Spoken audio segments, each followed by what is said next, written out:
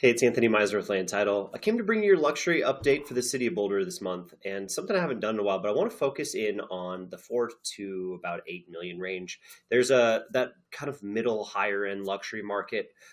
What's happening there, what to expect, those kind of things. So let's kind of dive into this. And if you look at the City of Boulder, these are homes sold in the price range over the last 4 years since we started tracking this data in 2023. And you can see 2026 kind of off to the similar start. We got decent sales in 2 million, 2.5 million, 3 million. We've had five already this year, which is a good sign. 3.5, we had one, and we had two around or just over the 4 million mark. Nothing else more expensive than that yet. Technically, right, it has to close with sales. The other one that we did see a sale at is we saw a sale at 7 million, which is pretty exciting for the year. And if you look in years past, we really have like a handful at each one of these price ranges, right? So it's not like we're, looking for a huge amount of sales, but at any given price range, we have a handful of buyers that come through every year looking at these really high-end homes. If you look at this is the average days in MLS by price bracket. And I think what you can take away from this is if we put a house on the market, it might take a little while to sell, right? 100 days on average, it looks like at some of these higher end ranges. But even, sometimes people are out there waiting and looking, and the days in MLS will be way shorter because when a good property comes on that's actually priced correctly, it really can fetch those buyers kind of that have been waiting in the wings looking for exactly what they want. And so you can see across most of this, if it hasn't been sold by just over 100 days, there can definitely be price drops needed, or there must be something else going on. So we're definitely see most of this take place under 100 days. At least that's under 6 million. We get into that ultra luxury range, 6+ million. It definitely takes longer to sell a lot of these properties because it takes such a unique buyer for them. So look at the one that sold this year. The $7 million property was on the market for about 130 days. Nothing wrong with that. Just kind of is what it is, right? And we've seen it in years past. That one that was on the market at 15 million that sold last year, it took, almost 200 days to sell because it just takes the right buyer coming through. And like you all know, right? I mean, not everybody can afford this stuff. So the second the buyers come into the marketplace that actually have, the capability to purchase something, they're definitely going to look at everything and can pick their favorite, right? So to speak. All right. So active listings on the marketplace. What's your competition look like if you're in these ranges? So at 4 million to 5 million, you can see that every year there's 6 to 8 on the market active currently in this time of year. So this is the February data we're looking back at. 4.5 to 5 million, there's 6 more. If you look at 5 to 5.5 million, there's only 4 right now. Very similar to what we've experienced for the last few years. And then if you look at the 5.5 to 6 million, there are 9 homes, just like there was this time last year. And then I bundled the 6 to 8 together for you, but you can see it here. There's 13 on the market currently. There were 12 last year at this time. Very similar behavior in the marketplace. New listings coming to market. So this is stuff that just came on the market last month. 6 to 8. 6 of those 13 came on the market in February. So there are more listings coming to market above 6 million. We're definitely feeling that in the marketplace if you've been watching that ultra luxury market, which I'm sure you have. The other thing is, all the other markets, that 4 to 6-ish range, they're all very similar to what we've been experiencing.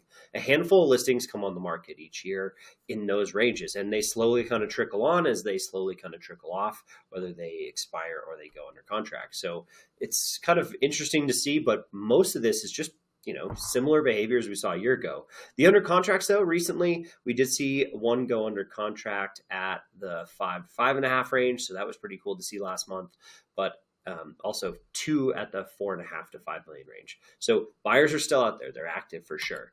Month supply of listings. This is where it gets really unique and tricky because you'd think the higher range stuff would have more inventory, but it looks like, over the course of time here, we see only 6.5 months of inventory from 6 to 8 million because we had so many buyers. Now, you probably want to look at this over a bigger period of time. A lot of this price range usually ends up flowing around 10 to 20 months of inventory, but just in February, if you look at what happened, we really only had 5 months of inventory at each one of these price ranges, except 5 to 5.5 million, which is at 4 months. And then, of course, it started to decline once you got over 5 million. So 5.5 to 6, we had 9 months of inventory, but we really are experiencing pretty similar inventory to what we've seen in the years past. The average days in MLS, you can see what has gone under contract at the time. So the interesting one, why I left this slide in here, even though it's very void of data, is the 4 to 4.5 million range. It was only on the market for 14 days before it went under contract. So it's useful to know and be able to share that with your clients. If it's priced right, and of course, most of these properties are just absolutely gorgeous, then your buyers that are looking will absolutely take advantage of the situation. And the other thing is look at the average percentage close price to list price. Most of these are still fetching 95, 96%. Now, if they've been on the market longer, they might have had price drops, which doesn't get accounted for in here. And this definitely doesn't account for, concessions or something like that either. But that is still a very good number. It's fairly high. Here's the other thing is over the course of time, what's been happening as far as price drops are concerned. And so when we started tracking this data in 23, you would see $100,000 price drops really consistently. And then we started to see $200,000 price drops consistently. And ever since about 2024, we've been kind of all over the board, but the trend is clearly more price drops than before, right? Last month, we only saw 157,000 out of what went under contract, but we've seen $400,000, $500,000 price drops in some of these properties to get them under contract, because you've got to appeal to that buyer pool in maybe a new light. And I know there's a lot of negotiations to go back and forth, but it almost feels like if the sellers aren't willing to bring the price closer to what the buyers are willing to pay, the buyers are not even willing to have that conversation to go under contract. And they've seemed to be very patient. So as a lot of stuff is sold, you can see some of them have seen huge price drops to get there. The average sold price to list price for the City of Boulder sitting at 95% last month. It looks like that trend's probably somewhere closer to like 92%, 93%, depending on the month. But that's kind of where we sat last month. And then if you compare the sales, I just wanted to kind of point this out. I've separated the sales by year so you can see 2 million on up. And really where those sales are taking place in the range. So 2 million, there were 106 sales, 2.5 million, there were 36 sales, and then so on. And there were really just a handful of sales that took place at every one of those $500,000 increments over 5 million, right? So not a ton of sales in 2023.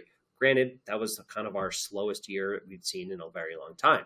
We get to 24 and you see less in the 2 million range, but you saw more in that luxury range, right? You see a handful more sales in that $5, $6, $7 million range. So that was exciting to see in 2024. We get into 25 and we are seeing more activity at the ultra luxury range, right? Over 5 million, over 4 million, a lot more sales taking place, but still the 2.5 million range is still muted. Now, the 2.5 million range at 25 saw a lot more sales than it did prior because people in that 3 million range or so had gotten realistic on price. And with enough price drops and relisting, it did go under contract, right? If you've been on the market for 3 years, maybe you start at 3.5 million, you get down to 2.5 million, it's going to go under contract. So that had happened in that range. But that ultra luxury range, we are seeing buyers participating. And so it was so exciting to see that last year. We look into 2026. Here's the range of everything that had closed in 2026 so far. So this is just 2 months worth of sales, but cool to see a bunch of properties already starting to go under contract and get sold. And if you noticed, the 2 to 2.5 million range is actually quite a bit less comparatively than we saw in a lot of these other graphs. Will it pick up? Probably will, but it means that the luxury buyers are really active still out there. And like I showed you, we did have a bunch go under contract, so this will be very different looking into next month. City of Boulder withdrawn, and it's worth noting nothing's been withdrawn this year yet. If you look at by month, that's what the number at the bottom is. And then if you look at withdrawn listings by price range, this is the other way it's skinned. Not a ton of the ultra luxury stuff comes off the market, right? It definitely comes off the market and gets put back on pretty regularly. But look how much of the market, under 4 million or even under 5 million goes off the market in a year. And last year we just had a ton. Now, I didn't start tracking this till last year, so the 23-24 data could be skewed, but we had to have a baseline to kind of go back and look at, so we had to start somewhere.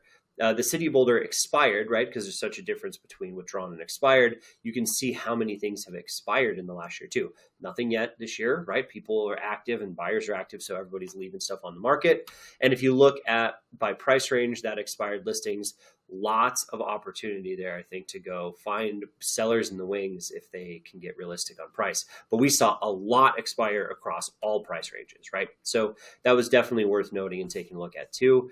hopefully that helps. That's what I've got to share with you today for that kind of, higher end luxury market. If you need other data information, please reach out to me. I'm always happy to help. You also please like and subscribe to the YouTube channel if you want to see more content. We'll see you soon. Thank you.